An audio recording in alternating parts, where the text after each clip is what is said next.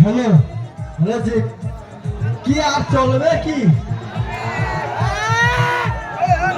হ্যাঁ হ্যাঁ তোমাদের জন্য আমরা আছি, ঠিক আছে। কিন্তু একটা কথা বলি যে সারা রাত আমরা চালিয়েছি, তখন এরকম কথা হয়নি। 2 ঘন্টা না 3 ঘন্টা হবে, চলবে। 2 ঘন্টা না 4 ঘন্টা চলবে।